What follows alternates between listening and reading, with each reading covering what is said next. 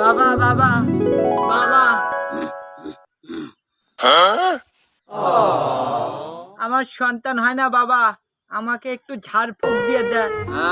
মা, তোর সন্তান হবে।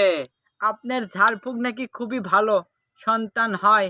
তুই ঠিক জায়গায় এসেছিস মা, আমি হলাম লুচ্চা বাবা।